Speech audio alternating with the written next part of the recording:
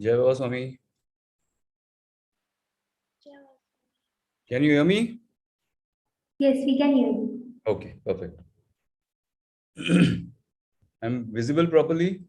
Yes, sir. Okay. Yeah. Jai Baba Swami. Good to see you guys. Heartiest welcome to all of you on the platform of Guru Tattva Maharashtra. Jai Atmeshwar.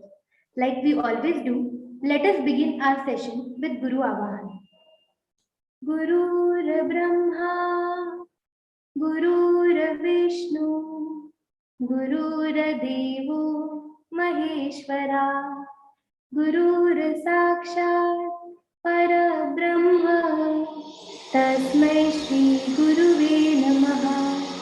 तस्मै श्री गुरुवे नमः तस्मै श्री गुरुवे नमः.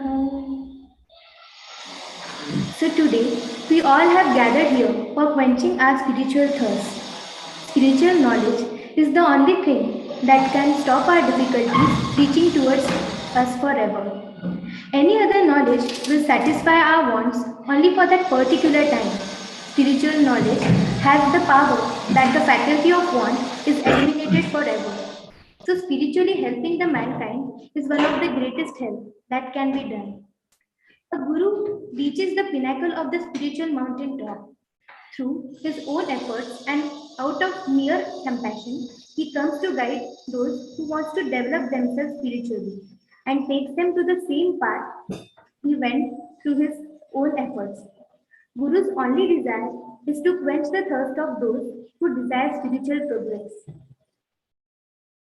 And, and however, desperately, a guru would not be able to reach to all those, but the disciples decides to, if the disciples decides to help his guru to reach out to all those who desire spiritual knowledge, they too can become the medium of guru to bestow the spiritual knowledge to others.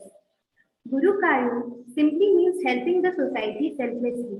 We cannot say it is Guru Seva, but as our Guru says, serve selflessly and we should not expect anything in return. So, when this thought comes to our mind and we are engaged with this, it automatically reaches the goal of spiritual progress. So, here we are delighted to invite one such individual who chose the path of Guru Karya as medium for spiritual success, medium for spiritual progress. Our honorable speaker, Anant Samantalji. Jai Baba Swami. Jai Atmeshwar. A warm welcome to our today's medium, Mr. Anant Khamankalji. He joined Samarpan meditation since the year 2001, and then thereafter he has been doing Guru Karya as a trustee of Yog Prabha Bharti Seva Sanstha Trust in the year 2004 or managing trustee in the year 2005. And he is the trustee of Samarpan Ashram Trust and Yog Prabha Bharti Seva Sanstha Trust in the year 2015 and 2018. He is the member of Madhu Chaitanya Editorial Board. He organized the Shri Shiv Kripanand Sangeet Samaroh since the year 2007, and he is a practicing company secretary since the last 30 years. So now we would be grateful to hear about Guru Karya in detail from a medium itself. So hand over to you, Anandji. Jai Baba Swami. My salutations to Pujya Swamiji and Pujya Guruma. And congratulations to the young team that I see. I'm very happy the youngsters have taken up this Guru Karya and they are doing a fabulous job. I have watched your previous videos where some of my old Guru Bandhus are have spoken. And what I'll be doing now is I'll be sharing a bit of my story about how I came into Samarpan and how I got involved in Guru Karya. Okay. So now it was the year 2001. Am I audible? I'm properly audible. Can you give me some feedback? Yes, sir, you're audible. Okay. Yes, sir. Okay. It was the year 2001 when Swamiji had conducted one shibir in Somaya College, where my wife Sumangala was a lecturer, and she attended that shibir. So I used to go and receive her after the session. It used to be around 8:39 in the night. So I used to go and pick her up and bring her home. So I used to hear Swamiji's words, the last final words when he used to, at that time, he used to speak at a pace which was much faster than what he speaks now. Uh, and somehow it didn't appeal to me to join immediately because there were restrictions. Once you attend the first day, you could attend the other days, but if you don't attend the first day, you were not allowed to attend the other days. So Sumangala started sharing her experiences after the second or third day about a tingling sensation on her sahasrara and on her spine and things like that, which I was not able to comprehend, frankly. I mean, this was everything what she was telling me was new to me. But there was a shibir immediately after what it happened in Somaya College. It was at Wadala at Auxilium High School. So Sumangala literally pushed me into attending that. And we had to fill up a form, attach a photograph, all those formalities were there that time. So I did all the procedures and I attended.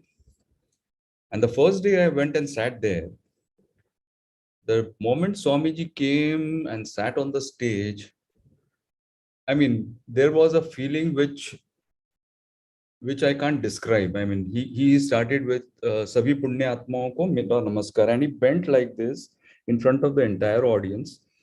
And I said, what is this? A guru is bowing before his sadhaks. And when he spoke those words, there was so much love flowing. You felt enveloped in that love. Okay. And that caught us. He straight away caught hold of our hearts. And I got caught. And from that day, I used to leave my office at 2:33 in the afternoon. I had my office at Ballard Estate that time. I used to come early, book a place in the front rows, go back, pick up Sumangala, bring her to the session, and both of us used to attend. And I used to keep my daughter at one of my neighbors' places. That is how I did my first shibir. It is popularly known as the Bhoot Shibir because of some of the experiences that happened. Lots of people must have shared them with you. This is not the place. I'll not like to talk on that. But this is how I got in Samarpan. So that was my first shibir. And then the regular 45 days used to happen at Somaya College. And Somaya College, there used to be a senior citizens club where they had given us a small place. So we used to go there, attend all those 45 days. And at that time, I started my Guru Karya. We used to sweep the floor. We used to clean the Sukshma Sharir ka picture and then bring the garlands, stuff like that. Small things, but slowly we got involved in Guru Karya. And then slowly, we attended the first Guru Purnima at Tigrawadi in Navsari. That was in July 2001. That was my first Guru Purnima. And we were lucky to attend that. It was a small place, not more than 1,500 sadhaks, but still, it was an experience which was entirely out of this world for us. We were all new, lots of enthusiasm, and there were not many sadhaks, so everybody knew each other. So this was almost 20 years back. So you can imagine the scenario of what has happened over the last 20 years. And we have seen the growth of Samarpan across the world in this last 20 years. And each experience has been fascinating. So that was our first Guru Purnima. We came back, we got involved in Guru Karya, small Guru Karya, it happened. Then the next big thing that happened was Swamiji had gone to UK, and I think he had come back from UK or Japan, I think. Then in 2004, there was a Mahashibir in Sion. Okay. which was a challenge for all of us. So it was a new trust. There was a trust which was formed in the year 2000.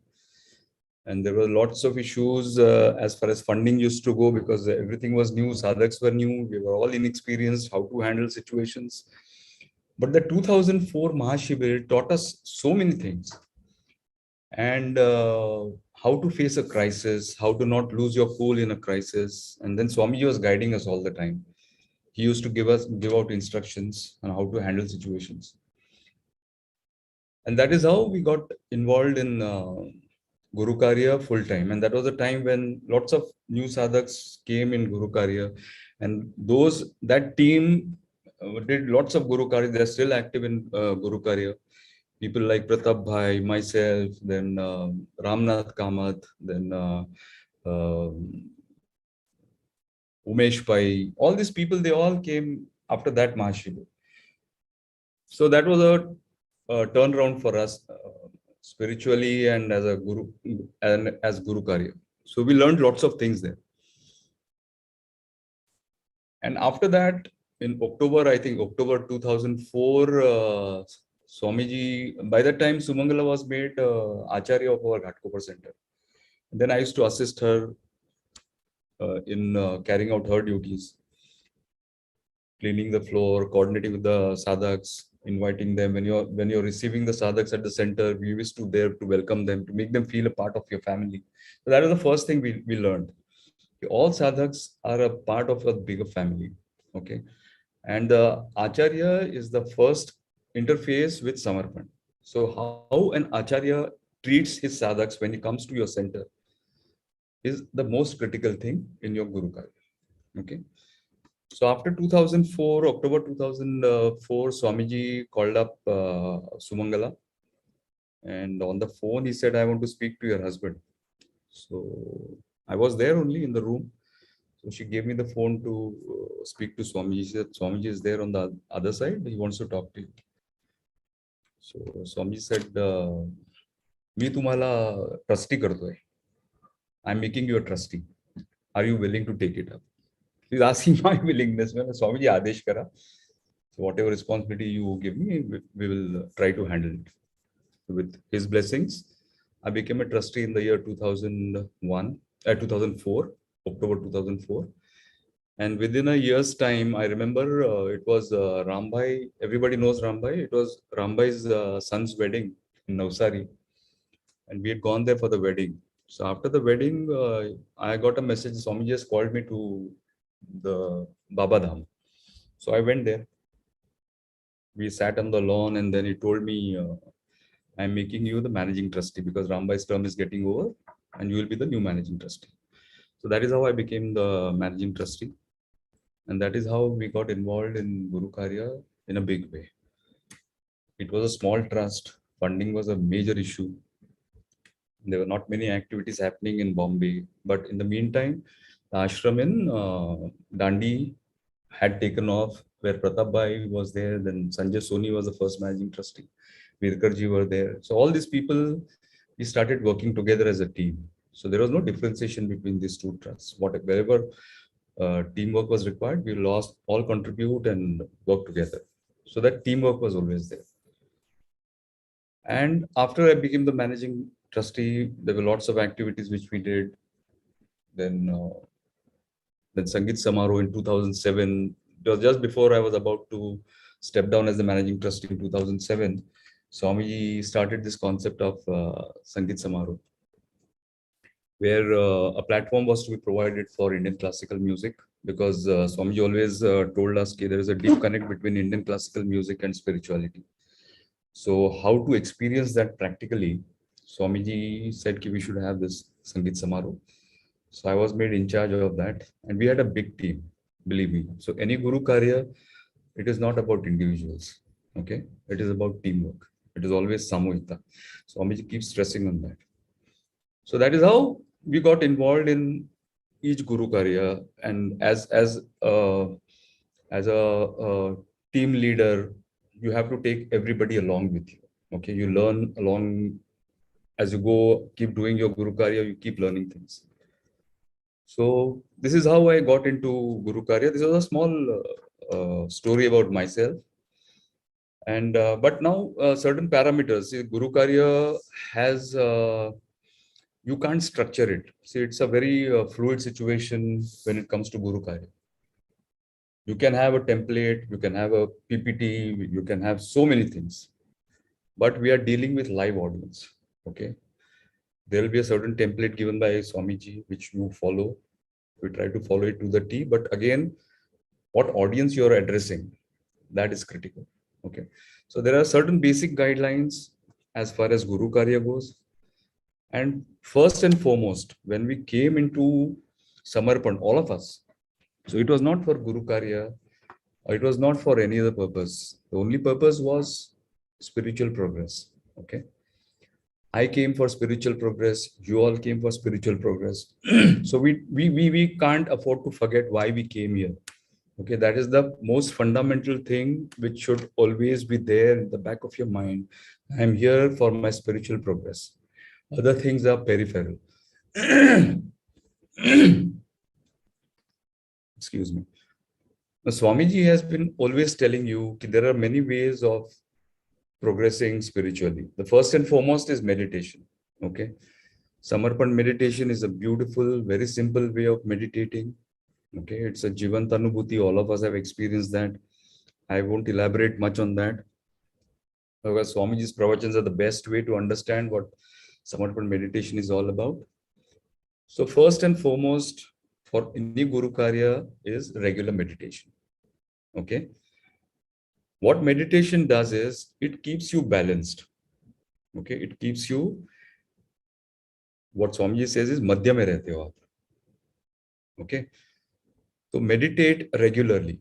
Whether you do Guru Karya, you don't Guru Karya, you don't have the time for Guru Karya, but meditate regularly. That is first and foremost.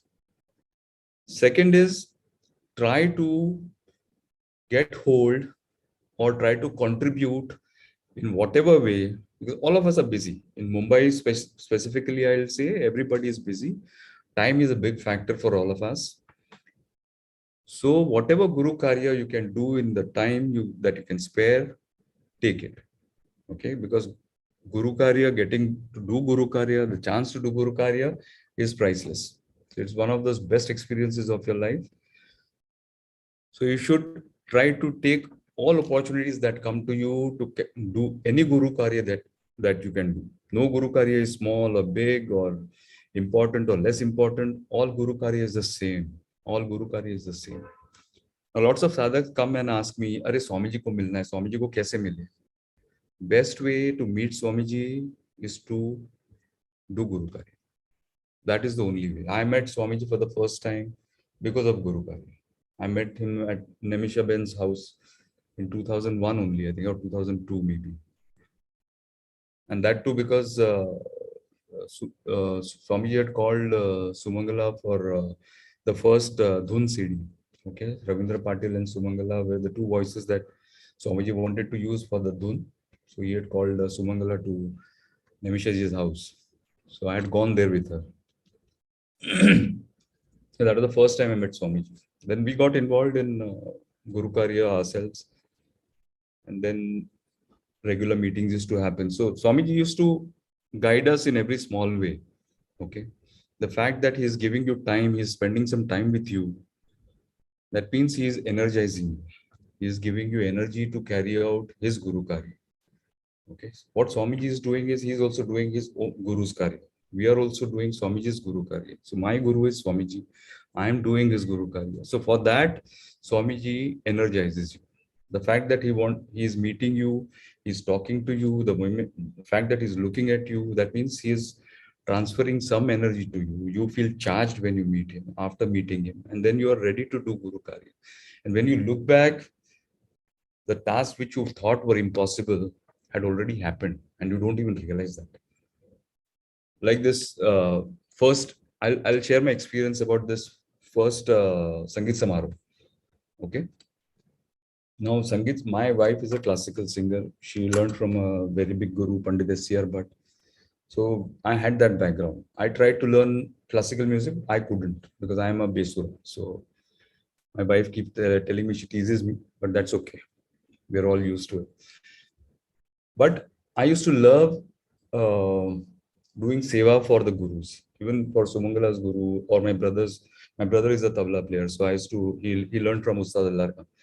So when he used to go and we were kids that time, so I used to take him to Hyderabad Estate to Abbaji's house. So for him, I used to get pan, soda, or whatever snacks he used to want. So I had that uh, uh, feeling of affinity and respect for all these artists, and I used to love doing their seva. Okay, and I think Swamiji caught that quality. Okay, so he assigned me this responsibility. Though I was a Besura, but I used to love doing seva for all these big artists or small artists, whichever artist it was.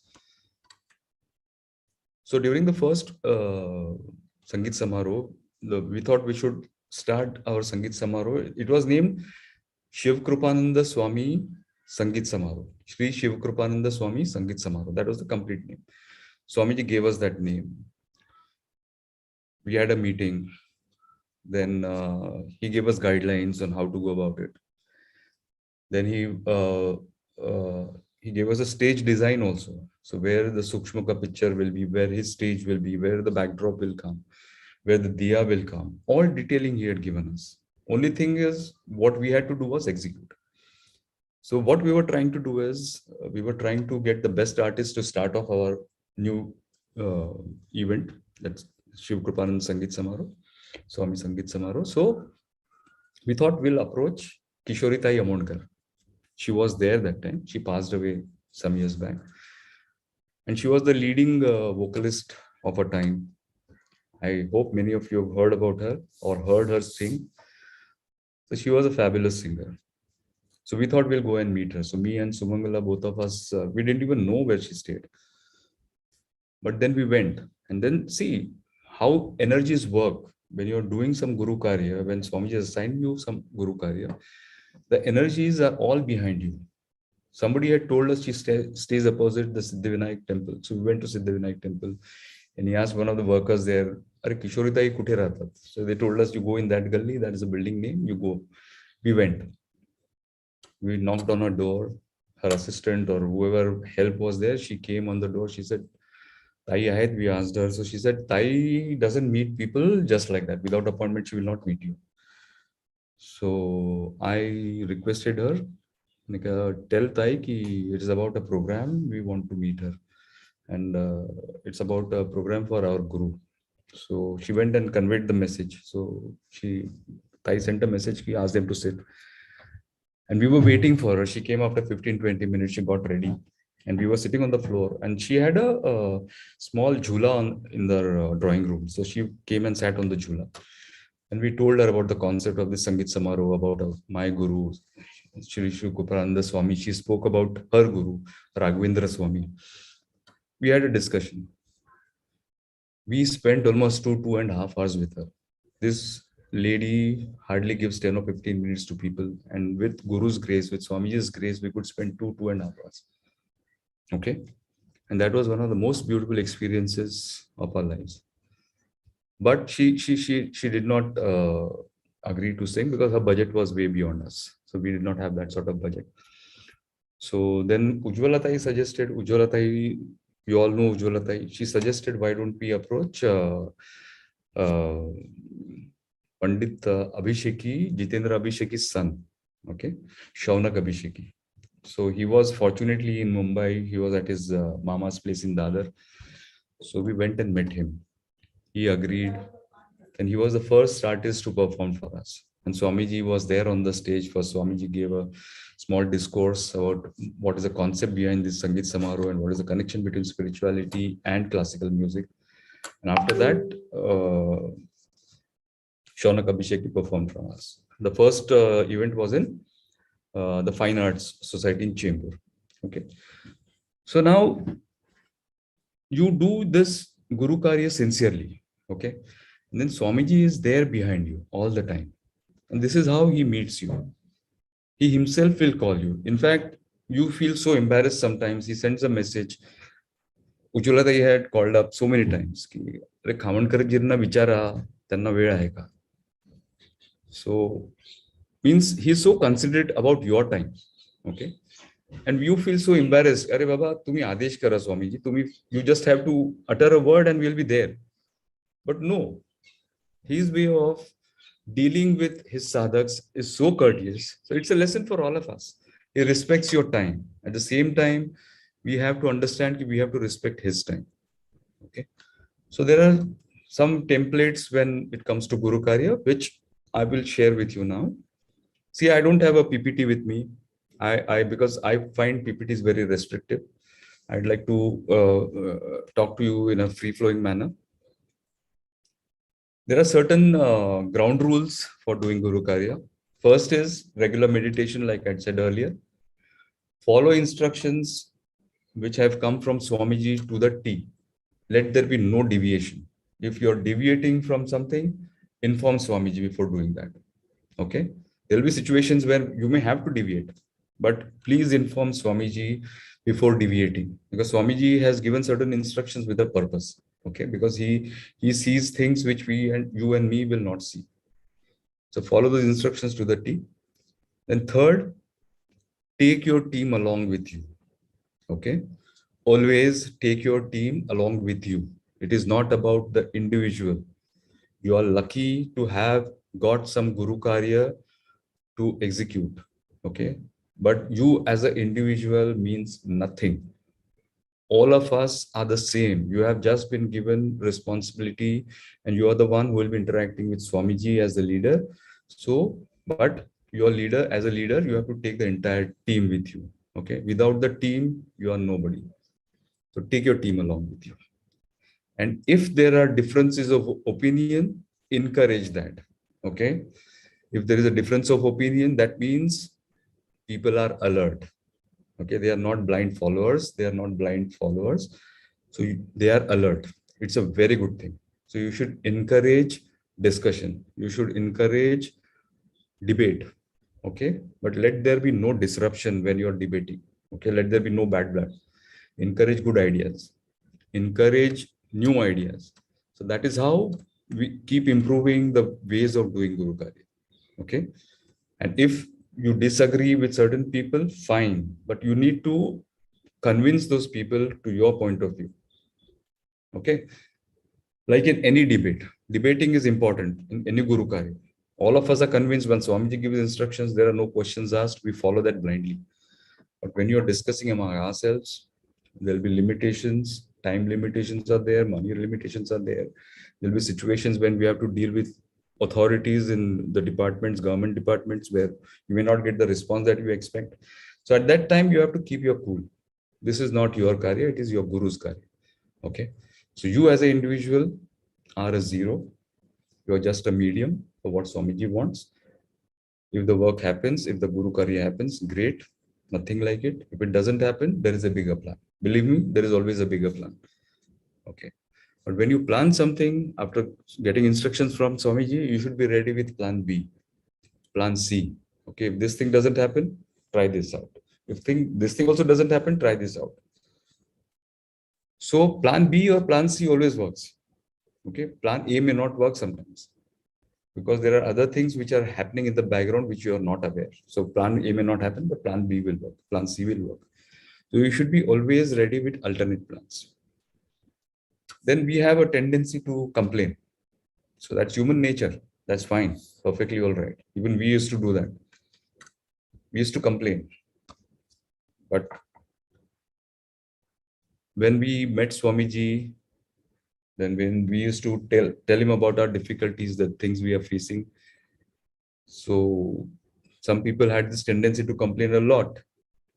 Like every classroom will have some mischievous boy who will complain, who will be mischievous. So Swamiji used to tell them, or all of us, if you have a complaint, you give me an alternate. You come up with solutions. Come up with 3 or 4 solutions. Give me options. I will tell you what is the best option that you can do. Okay. So whenever you approach Swamiji, do your homework thoroughly. Be prepared for any meeting which Swamiji has called you. Take down your notes. Take down your points. Approach has to be very thorough, because when Swamiji meets you, he has also done his homework. You will always see Swamiji will have a small diary with him, a calendar with him, a small calendar with him. And he has already made the points that he has to discuss with you. Because let us make one thing very clear in our mind. Swamiji's time is precious. More than anybody else's time, it is Swamiji's time which is precious. And we should not waste a single moment with him. Okay, because he has to do 10,000 things. It is not only our meeting. There are many things which are happening at the background, even when he is meeting us. Okay, we have experienced that. So respect Swamiji's time. When he has called you, be there at least 10-15 minutes before time. If he has called you for a meeting at 4, make it a point you are there at least 15 to 20 minutes before that. Okay. So I'll tell you the reason for that. Because when he calls you for the meeting, a clearance process starts. Okay, the meeting won't be sudden. He'll give you adequate notice. Once he's given the notice, your clearance starts. So before you go to him, you're all cleared and you're ready to receive what he's trying to tell you. Okay, that is the process he follows. So you'll always notice there will be no sudden meetings with Swamiji unless it's an emergency. All his meetings are planned. All his meetings are scheduled. Okay. Impromptu meetings are rare, very rare. He'll give you adequate time to prepare. So always make it a point to do your homework. Whatever background material you have to present to Swamiji, get it thoroughly checked, rechecked, and get all your specialists, your experts, take their opinion, talk to 10 people, because Swamiji wants solutions. Okay, Swamiji is expecting certain things from you, and he is trusting you to do it, and his faith in you is blind. He will not question your competence or incompetence. He will never talk about your incompetence. Never. He will always focus on the positives. That is why he is the guru. Okay. He'll always look at the good things on what you have. We all have limitations. I have my limitations. My team had limitations. Lots of people have limitations, but he always focused on what I can deliver, what I am good at. And he encouraged that. Okay. So when he encourages that, you gain in confidence. And when you gain in confidence, like Swamiji says, एक दिशा में भागना सीख गया तो हर दिशा में भाग सकता है. It's the same thing. That is his way of training you. His way of bringing you to do more Guru Karya. So that is one thing. And another thing is, when you meet Swamiji, always keep some distance between, physical distance I'm talking about. So if Swamiji is sitting on his on his throne, you should stay at least 5 to 6 feet away from him. Keep that distance. He needs that distance. And whenever, as a sadhak, if he is coming to visit your center, or if he is in a public space where you are there as one of the volunteers and you have been assigned to take care of Swamiji, ensure that nobody goes near Swamiji. At least keep that 6 feet distance. You have to play his bouncer. Okay. You have to protect him. You have to stay, because Swamiji is priceless for us. So any trouble or any discomfort for him is not tolerable. There should be zero tolerance as far as Swamiji's physical proximity is concerned. See, when we are with Swamiji, we are not in a popularity contest. Okay, you have to be very strict. I have seen Ujjwala Tai taking pangas with sadhaks because there were certain guidelines she used to follow, and she used to not compromise on that, come what may. People used to hate her for that. But what she was doing was she was protecting Swamiji. She was protecting the entire Samarpan movement. Understand that. Okay. So we have to understand what Guru Karya entails. So this is one thing. Then another thing is, there'll be times when Swamiji would want you to do certain things which, and on the face of it, you may feel कि अरे कैसे होगा. But believe me, when Swamiji says कि आपको करना है, आपको करना है. So how you do it, you just get into it, and you will find ways of how things will happen. Another example of one more experience that I shared, how things fall in place. See, for again about this Sangeet Samaroh only. That year, I think it was Ashwini Dai Bide who was singing us, and we had booked Ravindra Natya Mandir. And we were running short of funds. We had made an appeal to sadhaks, but not much donations came. And we were all under tremendous pressure. कि बस artist का पैसा देना है कैसे होगा, hall का पैसा देना है कैसे होगा. We were all under tremendous pressure. And you won't believe, 2 days before the concert, one of my clients called up and he said, "Arey Anand, there's some outstanding that which was due to you, and please collect that money." So it came out of blue, that money was due for more than a year, and I had given up that money. And bad debts, no issues. But that client called up, and I only requested him, "Boss, if you can make that payment in cash, I'll be grateful." I went to his office and he gave me that amount, and that amount made us do the Sangeet Samaroh. It happened. So see, when things are bound to happen, they will happen. Okay, how it will happen, you don't know. So that was one beautiful experience. Then in 2008, 2007, I had stepped down as managing trustee. Then Ramnath Kamath had taken over as a managing trustee. And then we had been requesting Swamiji to do a shibir in Marathi. Okay, because all his shibirs till that time were in Hindi. So there was lots of demand and lots of requests to Swamiji. Swamiji, you should have one shibir in Marathi. So Swamiji then finally agreed, but he said, I will hold that shibir in Goa. Okay. And Goa, there were hardly any centers. There were very few sadhaks. But then we went to Goa, we held a meeting, and then we chalked out the cost that will happen, that will be required. And we realized we will need at least 10 to 12 lakhs to carry out a Mahashivir of 8 days, getting all the permissions, all the stage arrangements for all the sadhaks. So 10 to 12 lakhs was the minimum that we could think of. But we went, after the meeting, Untawale was the chairman for that Mahashivir. He passed away some years back, but he was instrumental in conducting that Mahashivir. We came back to our hotel rooms after that meeting, and we started calling up whatever contacts we had, sadhak contacts, and told them, Baba, this Mahashivir is happening and we need some donations from you. And you won't believe, within half an hour, we got commitments of more than 15 lakhs.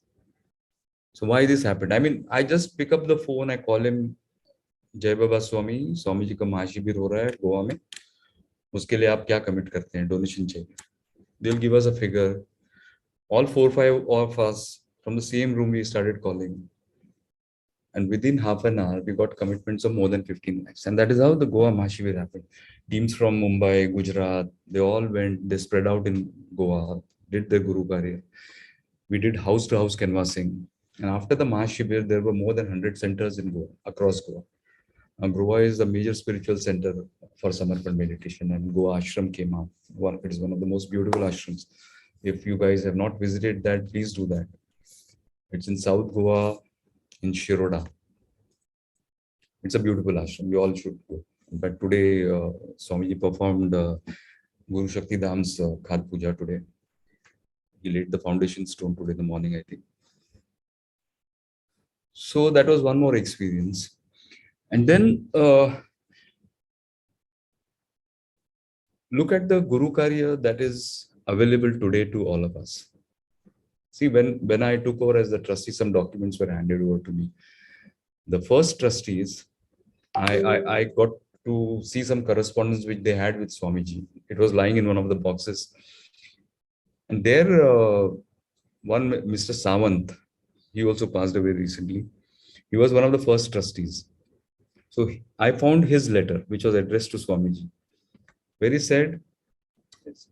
He was a collector of some district before he retired. And he said, Swamiji, mala kahi Guru Karya asel te dya. A collector, okay, in charge of a district, is asking for Guru Karya in writing to Swamiji. Kuntahi Guru Karya asel, whatever Guru Karya I can do, please allot some Guru Karya to me. Those were very initial times. Okay, sir. The Panth was small. Swamiji used to meet people frequently, small meetings. He used to come to Ambuja Cement. He used to have meetings there. So all those beautiful times we still remember. but people used to request for Guru Karya. Now, today the situation is such, there's so much Guru Karya. Each ashram will have tons of Guru Karya. I mean, you don't have to hunt for Guru Karya. Guru Karya comes to you. Okay, but only thing is you have to be ready for that Guru Karya. Okay, take on whatever Guru Karya comes to you. As a managing trustee, I did the administrative issues. Then as one of the edit board members, I was part of the editorial team of Madhu Chaitanya. I could do that. I was lucky. I was very lucky to get all this Guru Karya. Then I got a second term as a trustee on both the trusts. Again, lots of Guru Karya. We did Mahashibis in Shirdi, in Rajkot, and Surat, so many places. And those Shibis used to be huge.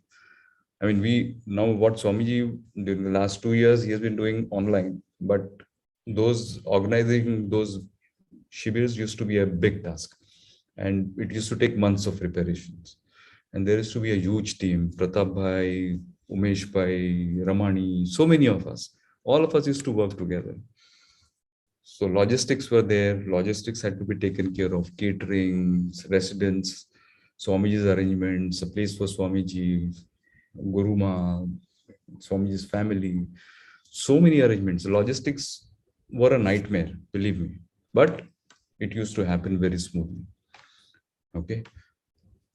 The biggest Mahashibir, I think, was in Surat in 2006, I think. 2006, yes. And that was the biggest Mahashibir where more than 80,000 people used to attend. I mean, it was such a fascinating experience. 80,000 people, imagine 80,000 people sitting in front of one man without uttering a single word. There's a pin drop silence when Swamiji is talking. There's a pure flow of energy. Not a single soul used to move during those 2.5 hours, 3 hours that Swamiji used to talk. And it used to happen in such great discipline. And I mean, you just can't imagine those sort of shibirs had happened. But we are all witness to that. And we were a part of the organizing team. So it was such a pleasure and a privilege to be a part of that team. I hope and pray that we can have more Mahashibirs when all this coronavirus thing gets out of our lives. Because that is a thing which all of us need to experience. Okay. Then Guru Karya means Prachar is one thing. Okay. You talk about Guru Karya to whoever you meet. I mean, it's a very natural phenomenon. You and me can't stop talking about Samarpan meditation once you experience that. So it will come naturally to you. Anybody you meet and any spiritual discussion, it happens, you are bound to talk about Swamiji. You don't have to make any efforts to do that. It happens. See, in my office also, I have that Sukshma picture. Swamiji's picture is there in my office. So any visitor who comes to meet me, he will always say, "Ye kaun hai?" I am just waiting for that chance. Anybody who comes, asks about Swamiji, I just take off. I don't have to do anything. And then the poor thing, he has to listen to me. But see, I won't call him a pure, because not everybody asks for that. There will be selected people who will ask about Swamiji. Then some people get interested. When you start talking, you start telling him about Swamiji. And then it goes on it has happened. People have come to my office for 10 minutes and they've sat for 4 hours. Just we were discussing about Swamiji, about spirituality. It has happened so many times. So these things are bound to happen. And there is that joy of sharing things about Swamiji. Then Guru Karya, Swamiji has been stressing ki whatever talks or whatever interactions you are having, like this today's program also. He was talking to Ramnath Kamat during one of the conversations. He told him, why don't you guys do programs in English? Because you are targeting a bigger audience. See, today also we may not have many people online, but all these recordings will stay on YouTube and people will visit those at their own time. And this visits will happen across the world. So encourage people to talk in English. Okay. So whenever you go for a talk, try to give the talk in English. Swamiji wants to target a bigger audience. Hamara daira badana hai. Swamiji has used these words. So do that. Another thing in Guru Karya is Swamiji keeps stressing is use the Swamiji's aura report, the latest aura report. Okay, where that violet aura, violet and white aura is there. You're all aware of that aura. So you use that, you publicize that. Wherever you go, you carry a copy of that aura report. Okay, because that is something very unique. I don't see any other guru publishing his aura pictures or his aura reports. In the last 20-25 years, I've never seen a guru publish his aura or his aura pictures. So ours is a very unique thing which we have. Swamiji's aura report. All of you need to first study that aura report. I think it's a 10-page report. Okay, we had got it printed. So it should be, copies should be available at the ashram, Dandi ashram. We had kept lots of copies there. Grab hold of that copy, or soft copies are available. Grab hold of that, study that aura report. What is that aura report? Because see, I'll tell you why. Because aura is something which gets people interested. More than your meditation is the aura. Okay. It is quantified. You can see that aura pictures. You can interpret that aura. So people get interested when you when you make a presentation also. When that slides for aura comes, or this aura pictures, they get interested. Questions start coming in when the aura thing comes. So you study the aura report thoroughly. All of us. Who is going out to do Guru Karya to address some audience, you should study the aura report and talk about the Swamiji's aura report. And you can take his comparative aura reports from 2001, 2003 to this latest one. Okay. You understand the second aura report had a golden aura plus that Ekadash Rudra. Those 11 energy balls are there surrounding it. So we had asked Swamiji, what is this? Swamiji had said, it is a protection granted by my gurus. Okay. 6 gurus on this side, 5 gurus on this side. He had mentioned it in the Guru Purnima, which was held in Gir. Okay. It was in 2007. He had mentioned that I have a protection of my 11 gurus, 6 on this side, 5 on this side. So you need to understand when you talk about Swamiji's aura pictures, or whatever we talk about meditation. First, I need to be thorough. I need to be conversant with what I'm talking about. Okay. And if you have experiences, if you have live experiences like this tingling sensation, chandan smell, rose ka smell, all those things, if you have experienced that, or you visualize certain things, or whatever tingling sensation you got during your meditation, your spinal cord getting cold, or you're getting that movement on up your spine, or tingling on the sahasrara, all those experiences. When you have that, you speak about them with authority. Okay. If you have not had the experience, don't talk about it. You talk only about your experiences. Don't talk about other people's experiences.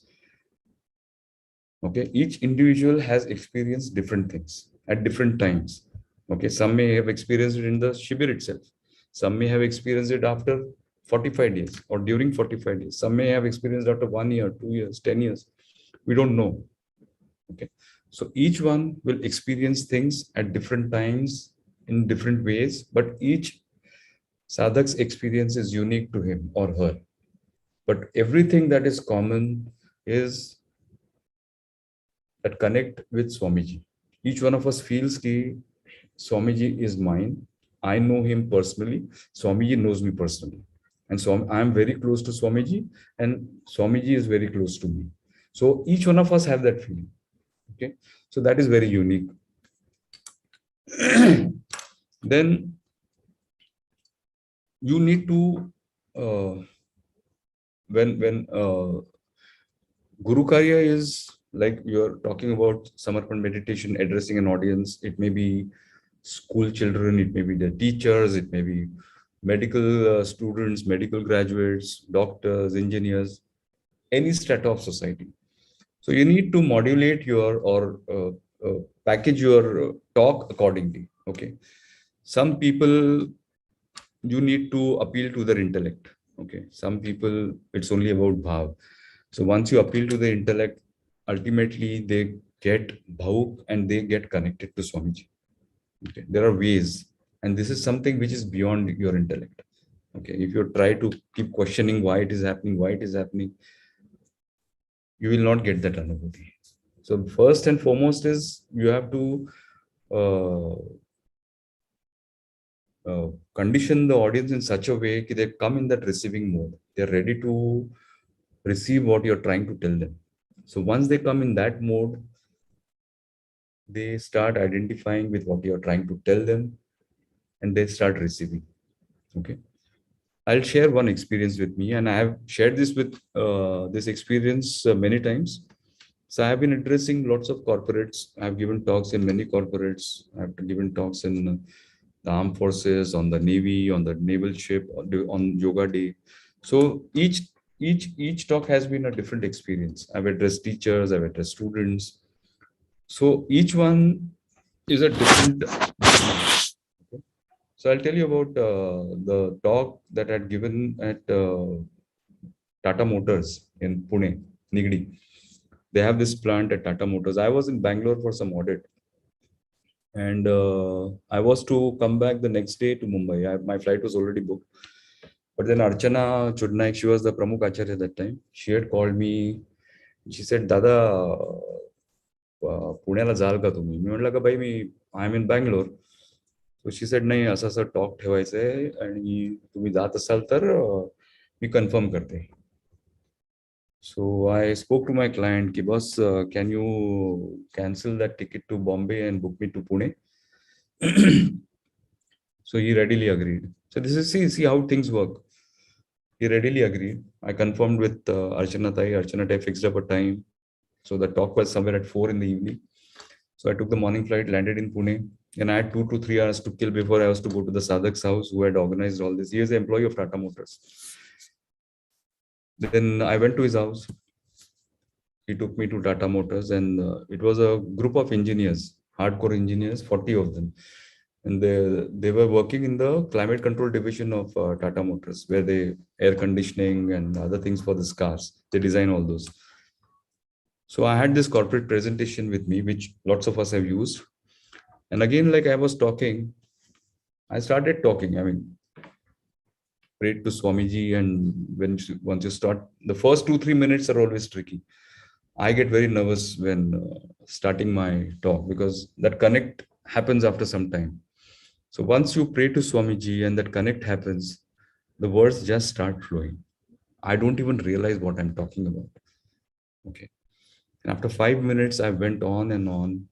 And then I started that presentation PPT. And then when that PPT came to those aura slides, I was bombarded with questions. And all this engineers, hardcore engineers, all intellects. And I was taken aback. I mean, how people get interested in aura. Okay. So, and I was able to answer them to the point. And I had not studied that aura slides too deep. Okay. And I was not even prepared for conducting this talk, but then said, Swamiji ki ichha, chalo jate hain. I went. And after the whole thing was over, there were lots of question answers. We could answer them. The session went on for almost 2 hours. And after the session was over, the sadhak who had organized this shibir, his wife was also there. So she came up to me and she asked me, "Are Dada, तुम्ही जे बोललात, तुम्ही to the point कसे बोललात सगळे?" मी म्हटलं मला काही माहित नाही by. I don't know what I was talking. I was just going with the flow. Whatever was coming to my mind, I was talking. They know what you were speaking was to the point, not a word here, not a word there. So see, and my whole body was going cold when they said, "Ki we want to meditate for some time." So I'm not authorized to give this mantra, but they insisted. So I uttered the mantra, Om Shri Shiv Kripadan Swami Namo Nama, and I was doing it standing. And there was so much energy flow. My hands were going cold and I was barely able to stand. I took hold of the chair, which was close to me, and then I uttered the entire mantra, and they could feel the entire energy flow. All of them experienced something or the other. It was such a beautiful experience. See, so Guru Karya makes you experience all these beautiful things. Okay. And you keep doing it. You make time for that, but always go prepared. Always go prepared. So now prachar is one thing. Second is raising funds for the trust or the foundation. Now Guru Tattva team, most of our activities are happening in the Shiv Kripanand Swami Foundation. So raising funds is a critical issue. Okay. Remember one thing, don't be ashamed to ask for donations for Guru Karya, because this money is not for you, it is not for anybody else, this is not your personal Karya, this is for your Guru.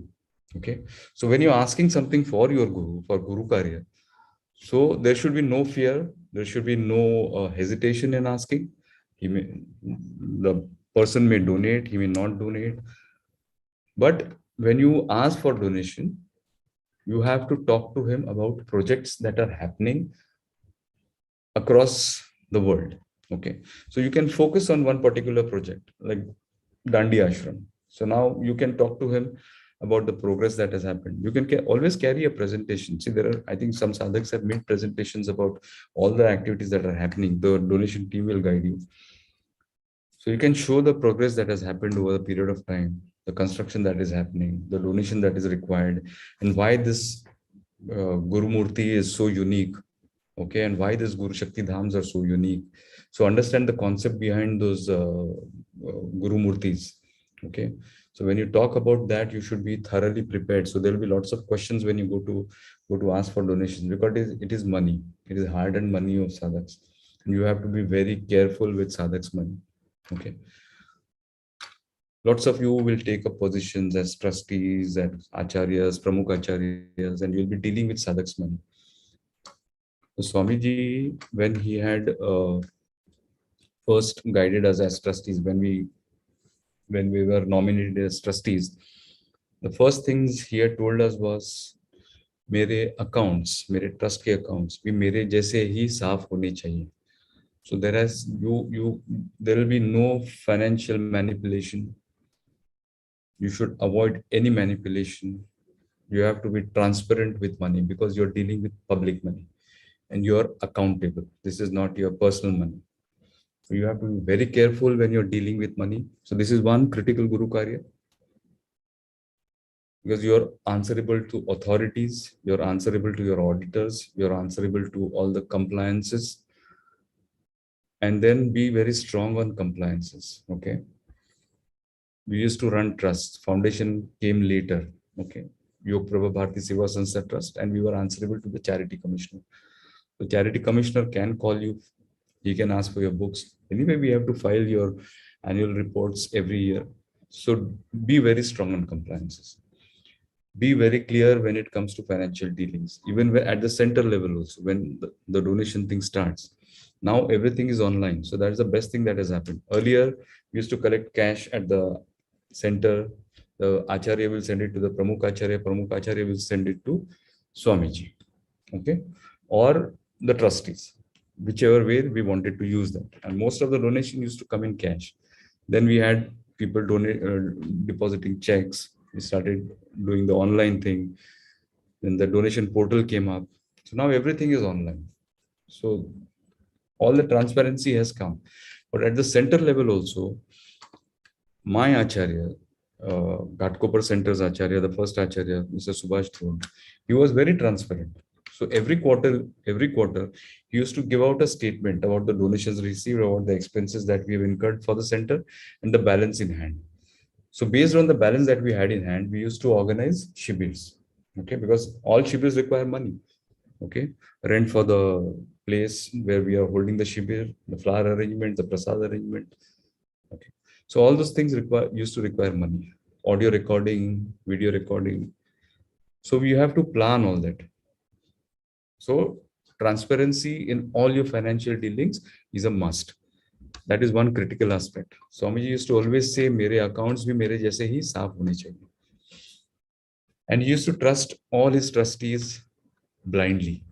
Okay, nobody dared play mischief with the money part. There will be temptations. Lots of people will come to the trustees to rotate their black money and convert it into white and all that stuff. Don't encourage that. Never do that. We never did that. It has been our policy right from day one, and all the trustees have followed that policy to the T. No hanky-panky in our trusts. I'll tell you the biggest example. When this demonetization happened, okay, it was on 8th November. We were at the Dandi Ashram. It was Chaitanya Mahotsav. This announcement happened in the night. And morning, we had sealed off all the donation boxes. Okay, we did not accept a single donation in the 500 rupee or the 1000 rupee notes. We had sealed off the donation boxes. So no money came into our boxes. There were lots of notices sent out by the charity commissioner, the income tax department, to lots of trusts, but we did not receive a single notice. And the commissioner, Gujarat commissioner, was very surprised. How did you guys manage to avoid this? See, because we are very clean in our dealings. We have followed that practice. So you don't land up with any trouble with any of the authorities. And that builds credibility for the ashram and credibility for Samarpan meditation. And then as a sadhak, okay, when you're talking to people who are not sadhaks yet, you are representing Samarpan meditation, you are representing Swamiji. Okay. So how you interact with the outside world is a test for all of us. Okay. People look up to you. If you are a Swamiji sadhak, if you are a sadhak of Samarpan meditation, people will gauge things about Samarpan meditation looking at you, your behavior, how you interact with people, how you interact with women, how you interact with kids, how you interact with your seniors, with old people, with among yourselves. So always remember, you are Swamiji's representative. Swamiji ka ek अंश हम सभी में है. So how you protect that, how you protect our reputation, Swamiji's reputation, and how we represent ourselves before the entire world is how people get attracted to Samarpan meditation. Samarpan meditation is simple, but unless they learn what is Samarpan meditation, you are the first ambassadors of Samarpan meditation. So each one of us is an ambassador. Always remember that. And that is how things will help you in projecting the spread of Samarpan meditation. Okay. Then these are some of the things that I can remember as far as our Guru Karya goes. Then lots of us have different skills. Okay. So contribute. See, any field you are in, you may be a specialist as a finance guy, or as a legal guy, or in the IT sector, or you're creating of websites, graphics, editing, writing, content creation, so many things, architects, engineers, civil engineers, all professions. Okay. I'll tell you, Samarpan meditation has taught youngsters things which no management school is going to teach you, hands-on experience. Okay. First and foremost, you learn is man's management, personal interaction, how you deal with people, how you take people along for a common goal. Okay. Well, that is what companies do, no? Their whole aim is to earn profits. Okay. For us, the whole aim is spiritual progress. So we all working towards spiritual progress. So how we do that, we learn hands-on. Then when you're organizing events, you're learning to manage your money. The financial management you learn, fiscal management you learn. Third is materials management. You know what things are required for what purpose. Tents, chairs, beds, so many things. So material management, you learn how to negotiate with vendors, how to get the best price. Okay. Then you learn how to deal with the media, because there's lots of media interest in Samarpan meditation now. As we are gaining more and more visibility, media is keeping a watch on us. So all of us have to be careful with that. See, social media, another thing, social media is a big thing and it stays. Okay. Whatever you put out on social media stays. It doesn't vanish in thin air. So what you be careful on your personal Facebook accounts or your personal Instagram or personal whatever medium is there that you're using. I mean, I may not be so clued into the social media stuff, but I'm aware of all these things. So what you put out in public domain about yourself as a individual, as a representative of Samarpan, so that can work for you, that may go against you. So be careful what you put out on the digital space. Okay. because it is a two-edged sword. Okay, Facebook. Now, what you put out on Facebook stays there. Nobody pulls it down unless you want to do it yourself. So once it is there, it is something offensive which you are hurting somebody's sentiment. Things are very volatile today. Everybody is getting hurt for no reason. People are getting sensitive. So you have to be very careful what you're posting. Okay, don't be critical about things which doesn't concern you. Okay, you talk good things about yourself, about your about Samarpan meditation. Use social media wisely. That is my advice, because all these youngsters, they are into heavy use of social media, and sometimes it can get dangerous. So in a personal life also, be careful what you put out on social media. And people track you. Okay, even when I'm on I sometimes sit on interview boards of for my clients. These are major multinationals, corporates. So what this do people do is they do a thorough due diligence of any candidate that they are planning to recruit. Okay.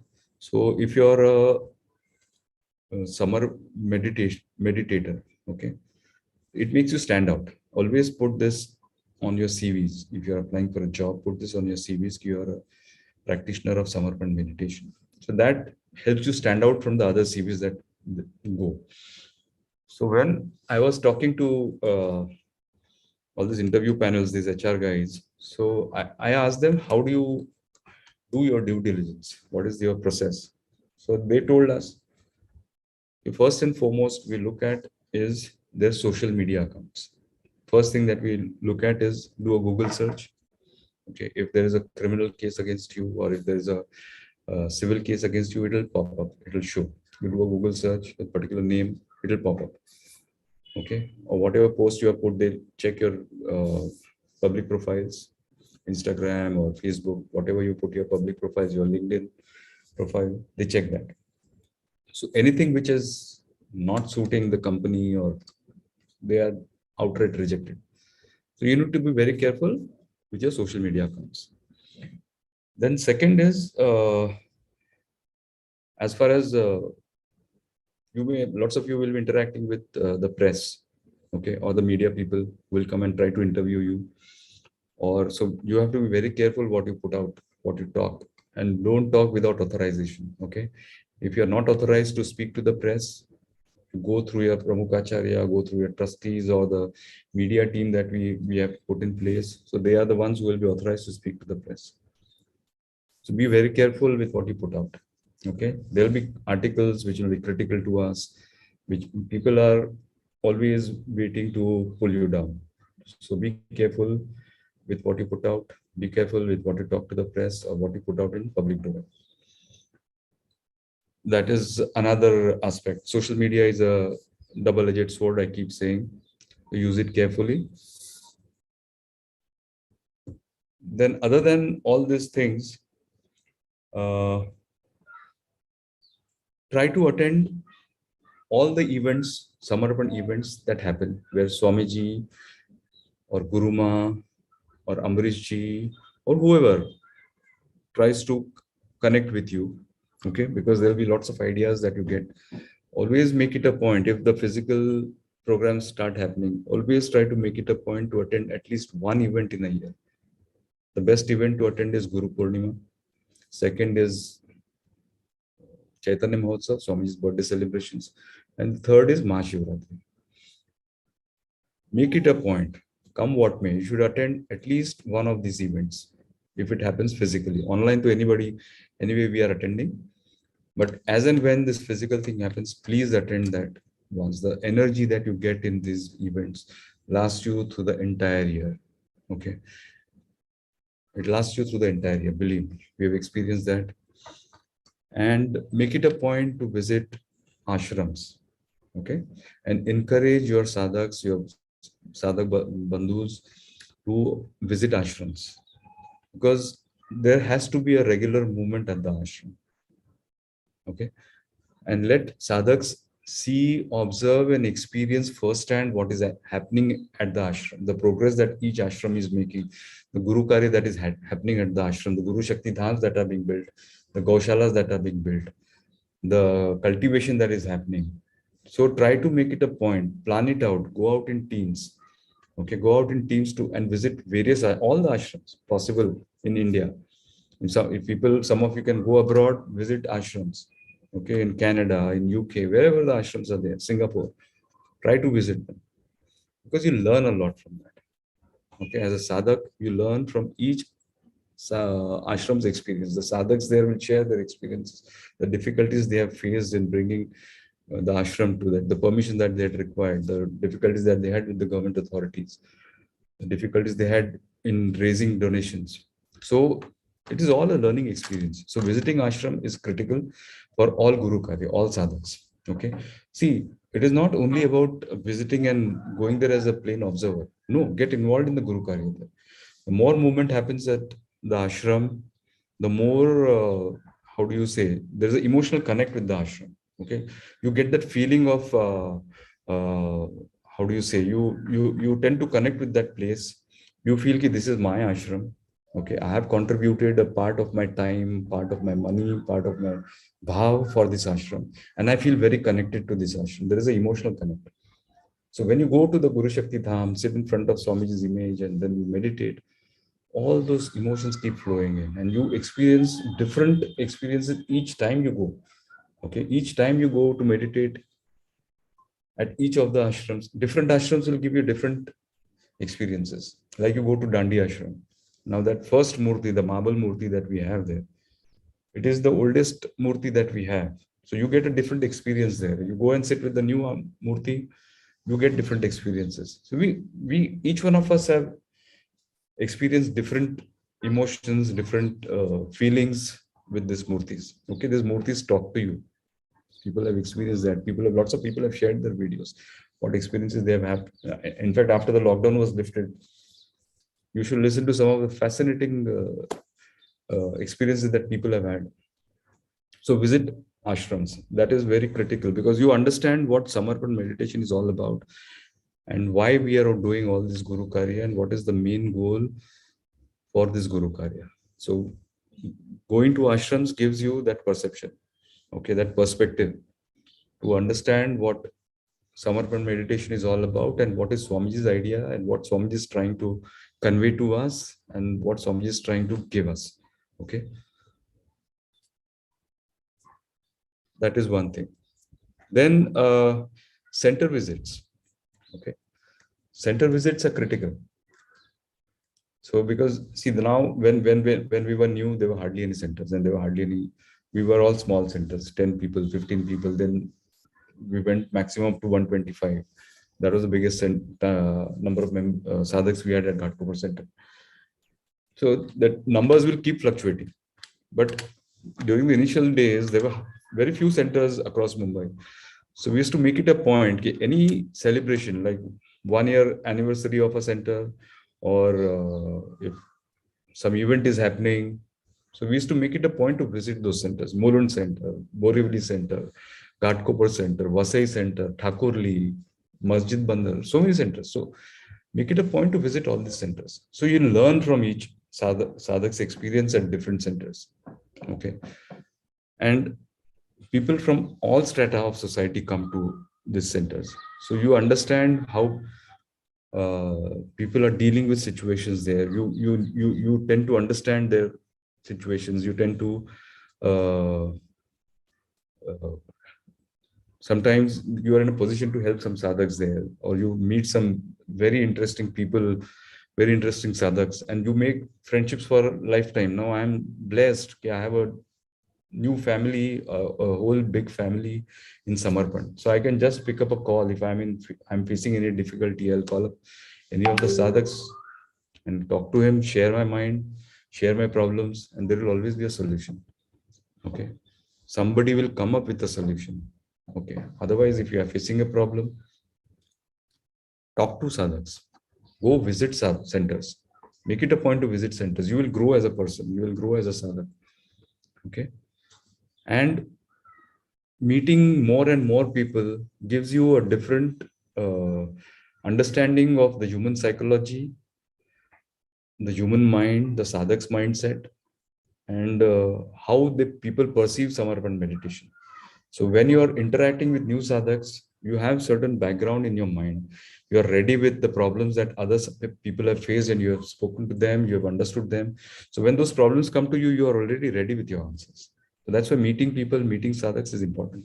Or Swamiji also keeps saying, ki when you're attending any event, other than your familiar sadhaks or people from your center, you should interact with people from other centers, from people from other cities. So when it's Guru Purnima time, people from across the world come. So try to meet people from other countries, other states, other centers. In corporate world, it's like uh, we use a very common term, networking. Okay, so this is spiritual networking. Do that, and you will benefit for that. Okay, it's about your spiritual growth. So this is also one way of doing that. Then center visits. Then you can collective meditation is always there. I think this is more or less what Guru Karya entails and what Guru Karya is all about. And if you come up with new ideas, always share them with your acharyas, pramukacharyas, trustees, or write directly to drop an email to Swamiji or Amrishji or whoever is in charge. You can always do that. Share your ideas. It's always there. And as a good sadhak, and as a you can always note down. Swamiji keeps saying this. Share, write down your experiences. Okay. Now I have been in Samarpan meditation for the last 21 years now. I have tried to write down certain experiences, and when I look back and read those experiences, I go back in that same time zone. It gives me so much pleasure. Okay. Recently, our Girish Borkar, he published a book about his experiences. Grace at every step. It is available on Amazon. You can ask him also, personally contact him. Read his experiences. I remember sitting next to him during many of the events, and he used to furiously take down notes. Okay. Whatever Swamiji's pravachan is going on, he's also on the editorial team. He writes beautiful English. So he used to furiously write down all the notes. Okay. And then he used to, in the night, he used to write a blog. Okay. And then all those blogs, he got them together and he published it in the form of this book. Obviously, it's all edited version because his blogs used to be detailed blogs, very interesting reading. You used to feel you are there. Okay. So his book is one thing. So there are many sadhaks who have written down notes. So this is one thing which all of us should make it a habit. Okay. Because the generations that are going to come will not believe you had already met Swamiji. You have seen Swamiji when he was there. Okay. There will be time when Swamiji will leave his body. You will move on.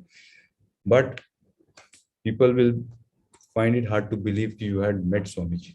So you write down your experiences. All experiences, whatever experiences, good, bad, ugly, whatever. Okay, write it down. So what is recorded is appreciated. Always remember that. And recognized. So writing diaries, like Sadhak ki diary say, we have this column in the Madhu Chaitanya, Sadhak ki diary say. So make it a habit. You try to write articles, get it published in Madhu Chaitanya. If you are creative, write poetry. If you learn, if you're musically inclined, learn some music, perform at events that we organize, cultural events, take part in that. That also helps in team building. Okay, these are all team building exercises. And I have been always stressing as right from the time when I was young. I used to go to coaching classes. During my vacation, I had attended one coaching class. My dad, I had, after my 10th standard, it put me to a personality development class, English speaking and personality development. So he wanted me to learn some new skills. English speaking was not a problem because unfortunately, the professor who used to come to teach us English, lots of us had better English than him. But the personality development, We had one good professor, Professor Mitra. He was a Bengali fellow, but amazing. He changed our mindsets. Okay, he taught us to accept people the way they are. Okay, everybody comes from a different background, so don't judge people. Okay, the way why he's presenting himself in a manner which is not acceptable to you, don't judge him, and you will be more comfortable for that. If you judge him, it is your problem, it is not his problem. This is what he tells us. So you have to learn people to accept people the way they are, because each one of us come from a different background. Okay, so that is the biggest thing that will give you lots of peace of mind. So there is no friction when you're interacting with people. You know, हाँ ये तो ऐसा ही है, ठीक है, मैं ऐसा ही हूँ. Okay, but if I can improve, if I can learn from somebody else, do that, keep learning. And he had, I realized his words, because today we are in a world of communication. We are connected. See, we are not decoupled from rest of the world. We are connected. We are coupled with the entire world. We are world citizens, all of us. And Samarpan meditation has made us into world citizens, because we are interacting with citizens of various countries. Sadhaks are there across the world. Okay, so at some point or the other, you will be interacting with sadhaks from overseas, sadhak from different nationalities, different backgrounds. So you have to learn to accept them at the way they are. Okay, and if possible, you know, this guy is from Ghana, this guy is from Peru, this guy is from Singapore. Before meeting these people, try to learn a bit about their culture. Certain things which we take for granted may not be acceptable to his sensibilities. Okay, that can offend them. So we have to be very sensitive when we are dealing with citizens from other countries like Japanese or the Chinese. We deal with everybody. So you need to be careful with that.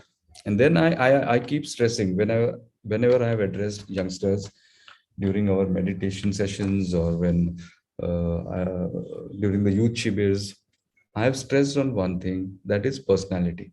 Okay, this is the time of personalities.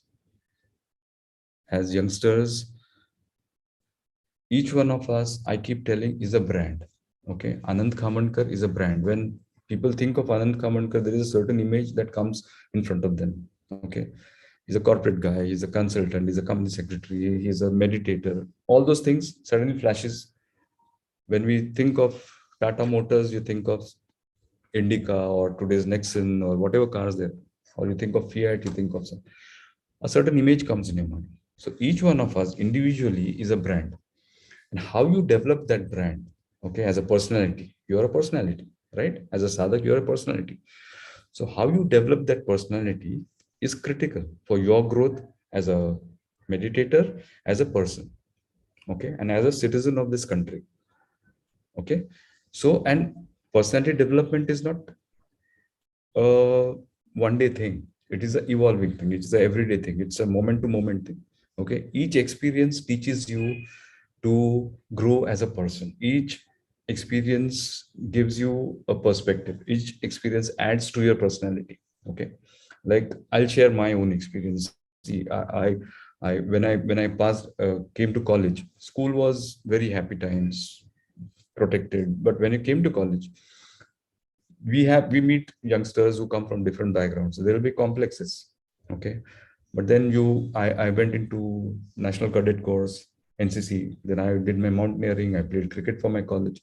So all those things added to my personality. Okay, during the mountaineering thing, I was selected for basic mountaineering at Nehru Institute of Mountaineering at Uttarkashi. I was hardly 18 or 19 years old at that time. I was selected from NCC. I went there as a youngster. And who was my team leader?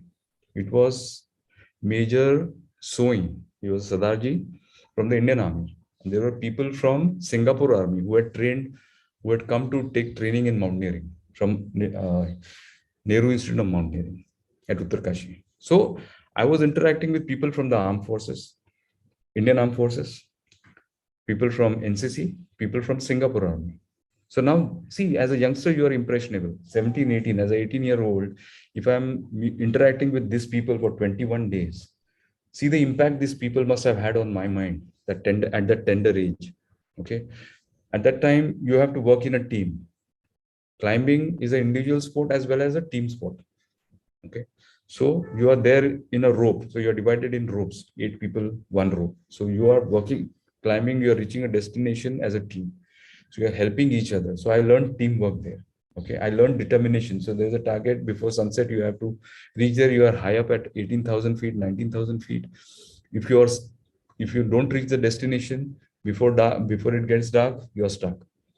So that determination has to be there. You're carrying a heavy rucksack, but you're still walking. You're tired, dead tired.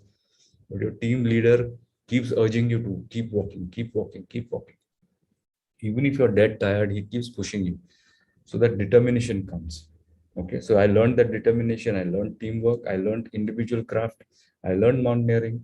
I learned how to climb on the slopes, on the snow, on the ice. So all those experiences helped me grow as a person. Okay. The mountaineering stint of 21 days changed me as a person. In terms of physical endurance, in terms of my personality, in terms of the way I interacted with people. I was interacting with people from the army, the most disciplined of people. Okay, so that interacting with them, observing them. And one more thing, you always be a keen observer. Okay, be very observant about with people. Okay, you can keep picking things from any sadhak. Okay, what are his experiences? How did he achieve that experience? Or how is he meditating? Or how is he interacting with other sadhaks? So all these are learnings, and it adds to your personality. And when you have this personality, and the biggest gift that we got from Swamiji was Samarpan meditation. Now it has added a different dimension to your personality that makes you stand out. Even as kids, the small kids that go to school who are our sadhaks, they stand out. They have a different perception about things. They use words which kids of their age will not know, or they understand things. I'll share you about one experience. A guy, 8 or 10 years guy, he attended Swamiji Shivir, and he's telling his mother, "Tera, tere kamandalu mein kichad hai." Now, a 8-year-old is saying kamandalu kichad because he's heard from Swamiji. So tera kamandalu ulta kar, tera kichad pura bahar jayega, because she was shouting at her son. So kids are very perceptive. They learn things very fast, and they understand what Swamiji is trying to say. That's the beauty of Swamiji. His pravachan can be understood by an 8-year-old as well as a 75-year-old, okay, at the same levels. So that is the beauty of Samarpan meditation. So again, coming back to the personality thing, and you be open to experiences. Don't run away from experiences. Good, bad, whatever. Be open to experiences. Try out new things. Okay. It's a time of experiences. Okay. Expose yourself to different experiences. Go where nobody wants to go. Experience where what nobody wants to experience. Do it, because it will add to your personality and help you in real life. Okay, not only in Samarpan, but in your real life, because you are in better condition to face situations which people will normally not be able to face.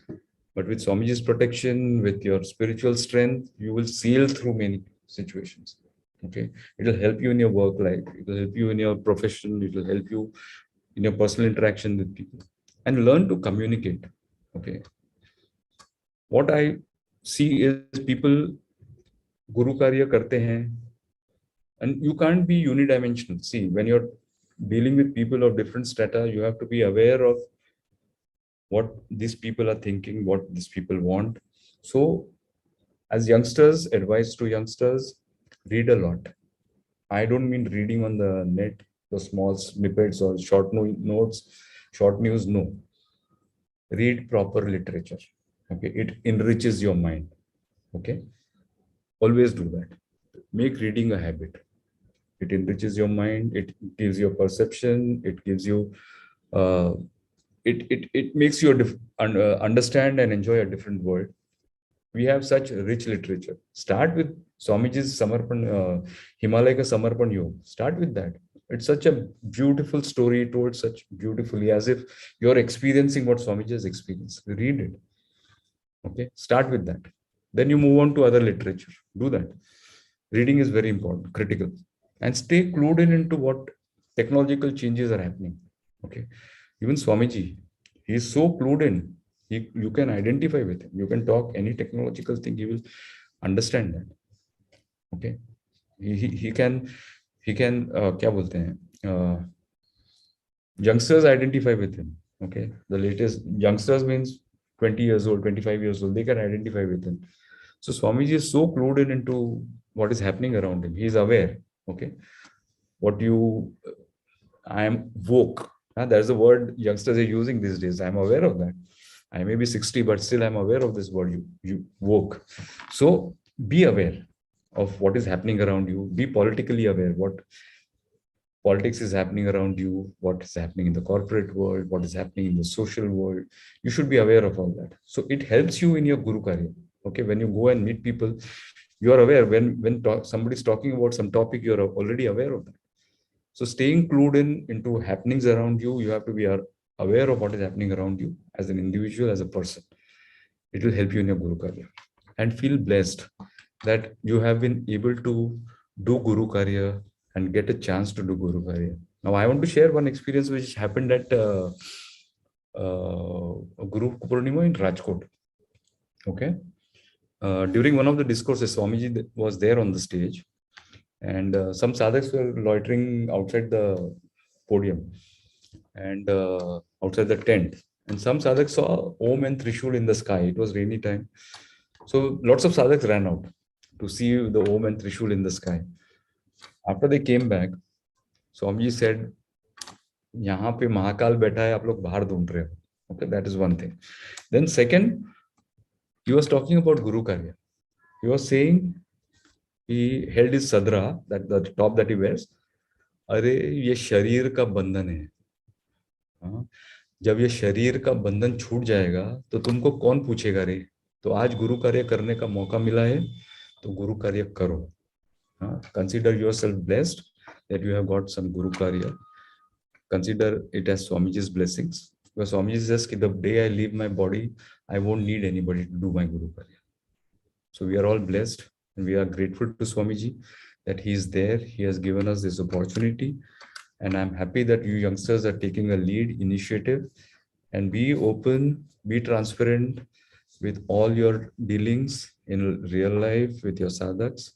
And that will give you lots of confidence and you grow as a person. Wishing you all a very spiritual growth, a fast spiritual growth. Stay connected and let Swamiji's blessing shower on you all your lives. Jai Baba Swami. Can we have questions? Hello.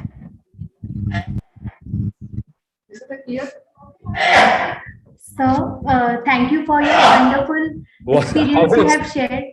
I hope I didn't bore you guys. Sir, it was really very inspirational and we got motivated by your talk. Yeah. And we are like now inspired for doing more spiritual work in future and Guru Karyas in future. You guys are so blessed. You are in meditation at such a young age. I came at the age of 40. Okay. I moved around. I heard lots of gurus, lots of, J. Krishnamurti to Asaram Bapu to Murari Bapu. I've attended all of them. Osho. But see, everybody's guru is fixed. Okay. But the day Swamiji came and sat on the stage, I was connected. I don't know what happened. I was connected. So it happens. You are lucky you got it at such a young age. I tell my daughter also, she was hardly 7. So she started meditating at that age. So they're all lucky, blessed kids. Okay, our life is almost over, but you are just starting out. So make the most out of it. Okay, do whatever maximum Guru Karya. Swamiji takes care of rest of your worries. You don't have to bother about your profession, your studies, nothing. You know, students, well, youngsters who are doing, we used to organize the small shivers. So they used to help us. And exam time also. During the exam times also, they used to come and help us. And you should listen to their experiences. They'll say, ki, Baba, or whatever, the parents used to share that, Are Mala, the exam paper, I had seen this paper in my dream the previous night. And he's gone and answered those papers. He's doing his Guru Karya, but he gets the entire paper in his dream, and the same questions are asked in the paper the next day. Students have experienced that. So when you're doing Guru Karya, it is an investment. It is never a waste. Okay, it's an investment for your growth. It's an investment for the growth of your family. You're not the only one. See, what you do affects your entire family. Okay. one person in a family can change the fortune of the entire family. I've seen people, sadhikas getting married, going into family of Nastiks, but they all got converted just looking at our sadhika. They all became Swamiji's followers. Okay. And so each one of you have your experiences. Yeah. Let's come out with questions if you have any questions. Yes, we are having a second question. Yeah. That, like, as per our today's generation, they often say like music is my meditation. Hmm. Like for them, music provides them to like calmness and a thoughtless state. Correct. So, according to you, like, what is the connection between music and meditation? Yeah. This is what Swamiji had told us. It is there in Himalaya Samarpan Yoga, the first part. Okay, what Swamiji's guru had told him. So when a Sangeet is also a sadhana. Okay, so when a musician is doing his riyaz, okay, through his riyaz, Kundalini can awaken. Okay, through his riyaz. When that Kundalini awakens, it can go and reach till Agya Chakra. Okay, your meditation helps you reach Agya Chakra. But beyond that, to reach Sahasrara, you need a Jivanta Guru. Okay, so Swamiji is saying that when you listen to classical music, you are connected with that artist whose Kundalini is traversing through various chakras, and he's reaching you till Agya Chakra. But beyond that, these things are common in meditation and classical music. And beyond that, you need a Jivanta Guru. So he makes you experience in classical music. You can see Kishori Amonkar, the biggest part. We had attended this concert in Saint Xavier's, 26th January. It was Sumangala's birthday, so we had gone the early morning concert, 6:30 in the morning. She sang the rag Todi. It's a morning rag. So the first sa that she uttered, no, sa with the tanpura, you could feel a tingling sensation on your sahasrara.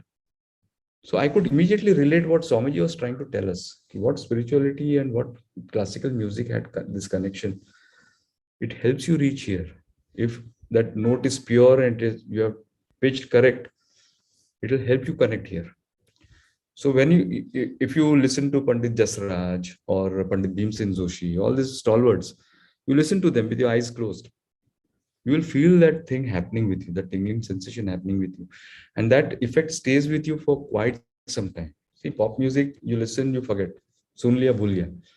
But classical music stays with you. Okay, the way after meditating for half an hour, the whole effect stays for the whole day. The same thing happens with classical music. You listen to classical music, that effect stays with you through the day. So that is the deep connect between classical music and spirituality. Okay. And lots of people are doing research on music and spirituality, music and medicine. Then there's a artist called Katti, I think. He's a sitar player, but he has developed music ragas for meditation, where the music awakens your chakras, various chakras. So each rag, some of the rags are related to various chakras. Okay, my daughter had done that presentation during the international retreat in Goa, where the connection between classical music and spirituality, she had explained how each some ragas affect a particular chakra, some other rag affects a particular chakra when it is played. So it awakens your kundalini. It happens. Okay, the vibrations emitting from a particular rag will connect with a different chakra. So that music connection is there. Even music therapy is used to treat various diseases. Okay, mostly diseases relating to your mind. It calms you. It helps you normalize your blood pressure. I mean, you listen to music, your blood pressure normalizes. It has happened. These experiments have been conducted across. You can find lots of videos on YouTube where people have explained what happens when classical music is played and how it has affected chakras. So you can do that. Yeah. More questions? Yes, sir. Don't My call me guru. sir. Tell me. Yeah. By Guru's grace, you have received Swamiji's proximity at physical level.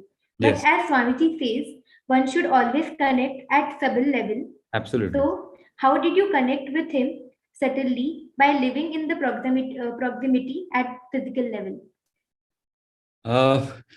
See, the physical level proximity is a Maya. Believe me, it's Maya. It's only because he wants to assign you some Guru Karya, he will call you for meetings. But that's a trap. Don't get trapped into that. Huh? So we were very clear. And Swamiji has also had made it very clear during one of the meetings. He had said, ये physical सानिध्य के पीछे मत भागो. ये शरीर नाशवान है. He keeps telling you. I mean, is spoken on in many of his discourses also. शरीर नाशवान है, इसके पीछे मत पड़ो. So we were very clear in our mind. Okay, this proximity is a blessing. Okay. But what we are looking at is the energy that is flowing through him. Okay. Because what he is in physical form is a, how do you say, it's a illusion. If you believe me, it's an illusion. What he's projecting is not what he is. He's something else. He'll come across as very simple. He'll sit with you, he'll talk to you, he'll eat with you, he'll laugh with you, he'll crack jokes with you, but don't get trapped into that. That is not Swamiji. That is physical form. Swamiji is something else. Swamiji is what is there on the stage. Okay, Swamiji is that energy. Swamiji is that energy ball. Okay, that constant flow of energy. That is Swamiji. Okay, don't get trapped by all this physical proximity. No, we were lucky. We were lucky. Lots of people strive for that, but it is nothing special. I'm telling you.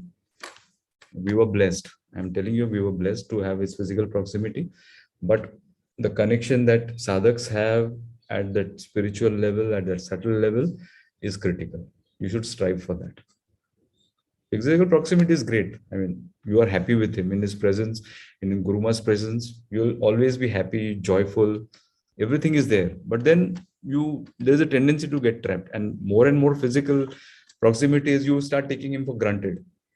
So that should not happen. Like Swamiji had said, no, okay, गुरु भले ही खुद को कितना भी सामान्य समझे, लेकिन आप उनको सामान्य मत समझो. Okay, he is a powerhouse of energy. Okay, we have to recognize that. Physical proximity is great, nothing like it. It's a blessing, it's a bonus. But then that is not Swamiji. Okay, that's an illusion, that's a trap. So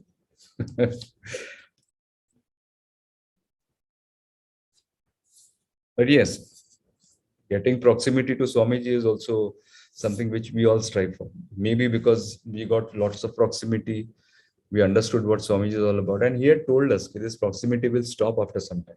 You will not get my proximity. So enjoy as long as you are getting this proximity. And it's a fact, last 2 years we haven't met him. We last met him during Shashwati ji's wedding. After that, lockdown happened. We didn't meet him after that. This is what happens. So you have to remember each word that Swamiji tells you.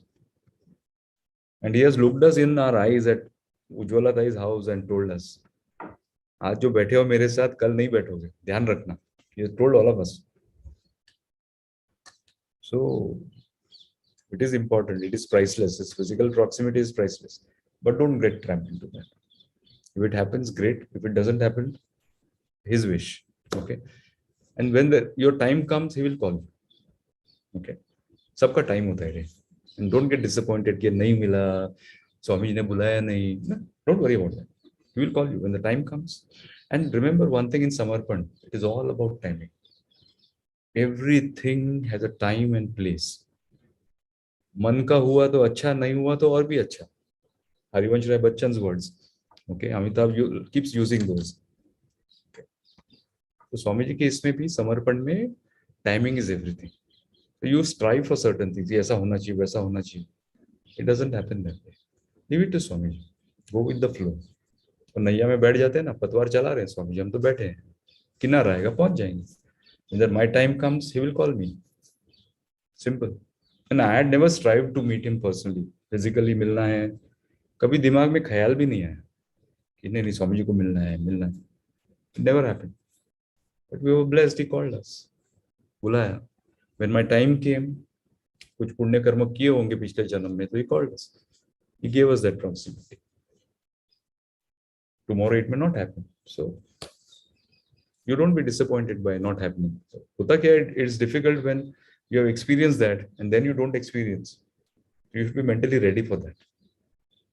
Getting something and then not getting it when you're wanting to get it, to handle that is difficult. But Swami has trained us. Physical के पीछे पड़ो ही मत. So we are happy. Even Swami ji सामने भी दिखते हैं, screen पे दिखते हैं, तो भी बैठे हैं, साथ में बैठे हैं. We get that feeling. When you're meditating, you're actually talking to him. I feel he is sitting with me in my room. So that bond is there, no? तो गुरु के साथ बॉन्ड हो जाता है ना. It happened on the first day, so that bond is strong. कुछ भी हो जाए, हम तो उनके चरण पकड़ के बैठे हैं ना, और उन्होंने भी हमारा हाथ पकड़ के रखा है. He won't leave you. You will leave him, but he won't leave you.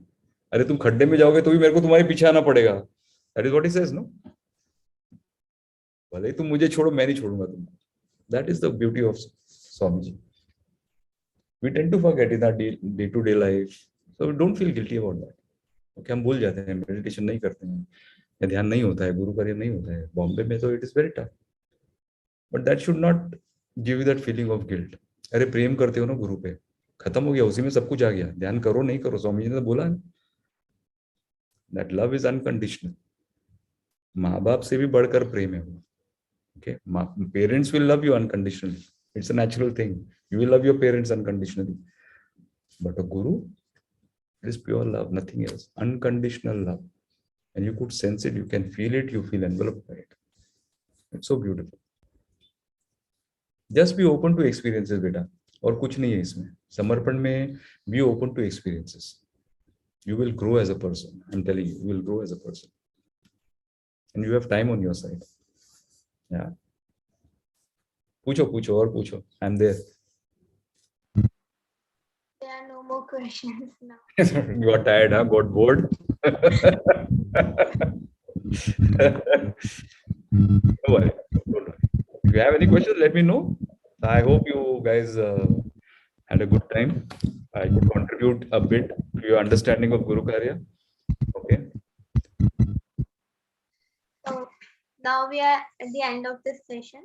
Yeah. And we are very grateful to hear you. It is my privilege. I was blessed. And thank you for calling me. This is a part of my Guru Karya. So I'm happy I could interact with you and this new team. I'm so happy you guys are doing this career. More strength to you, more blessings to you from Swamiji. And on behalf of Guru Tattva Maharashtra team, I want to express a heartfelt gratitude to you. And I remember quote a spiritual leader is moving on to God's agenda. And by this, I once again thank you for being that medium of connecting us with Guru energies and showing us a path for spiritual progress through your experiences. And so, before ending this session, now I would like to grab our audience attention towards official channels through which one can get connected with the Guru energies. So, you can subscribe to our Guru Tattva channel on YouTube, where we have short videos, messages, and disclosures by Shri Shiv Krupanand Swami. And you can also join us on Telegram channel, that is Guru Tattva Official, where you can get daily messages and updates about events. And second is Shri Shiv Krupanand Swami, where you can receive messages directly from Swami. So this was all about, and seriously a heartfelt thank you to you. Thank you.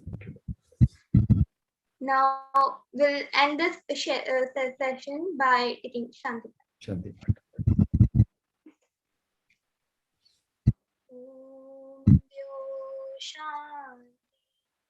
Antariksham Shanti, Prithvi Shanti, Apava Shanti, Oshadaya Shanti, Vanaspata शान्ति विश्वे देवाः शान्ति ब्रह्म शान्ति सर्वं शान्ति शान्तिरेव शान्ति आमा शान्तिरेव